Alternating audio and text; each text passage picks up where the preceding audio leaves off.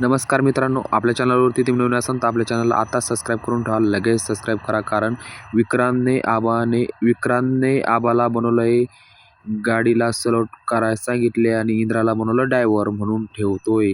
तर मित्रांनो, आता इकडे राणी ते गुढींची पूजा करून घेते, म्हणजे गुढीपाडव्याच्या दिवशी पूजा करून घेते आणि गुढी उभारते.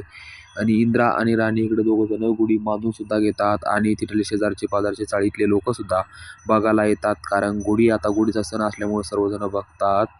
तर त्यांचे मालती देवीसुद्धा आणि आबासुद्धा गुढींच्या पाया पडून घेतात आणि गुढींच्या पाया पडून घेतल्याच्या बाद त्यांचं चाली राहतात, कारण ते म्हणतात आता गुढी उभी राहिलेली आहे. तर विक्रांतच्या डोक्यामध्ये वेगळाच प्लॅन चालू असतो. तर विक्रांतला वाटते की आता मी आबाला आपला वॉचमॅनचा ड्रेस कसा घालू, काय घालू, असं विक्रांतच्या डोक्यामध्ये प्लॅन चालू असतात. तर विक्रांतच्या प्लॅनमध्ये आबा गटलेले असतात, कारण विक्रांतच्या जसं मनात असतं तसंच विक्रांतने केलं असतं. कारण विक्रांतने केलं होतं की विक्रांतच्या गाडीला आबाने सल्यूट केला आणि इंद्राला सुद्धा ड्रायव्हर म्हणून ठेवले विक्रांतने.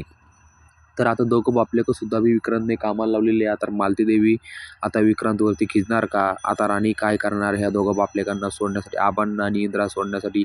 आता आपली राणीसुद्धा काहीतरी करणार असं तर मला वाटते, काहीतरी करून घेईल, कारण ती राणीला सुद्धा माहिती असेल असं होतं, तसं होतं म्हणून.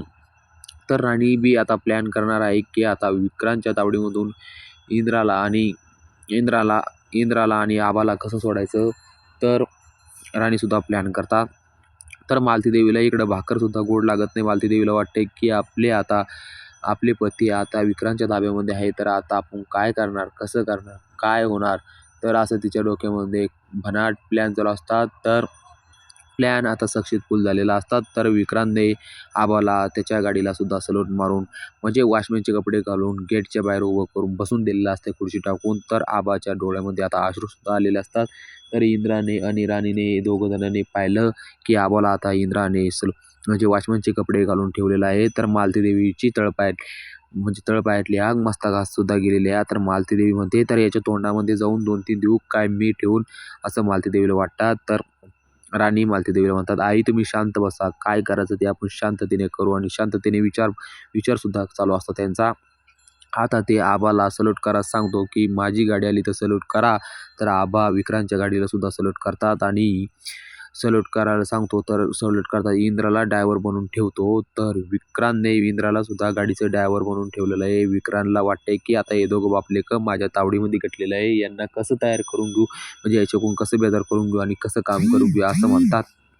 तर नमस्कार मित्रांनो, तर तुम्हाला सर्वांना माहीत आहे की आता हे विक्रांतचे आता भक्कम झालेले आहे. आता भक्कम विक्रांतचे नाटकंसुद्धा भरपूर झालेले आहे. आता आता काही पुढील भागामध्ये असं पाहायला भेटणार की आता राणी आबांना आणि विक्रांतला आता आबांना आणि इंद्रजी सरांना सुटका करणार का, असं मला तर वाटतंय सुटका करणार म्हणून.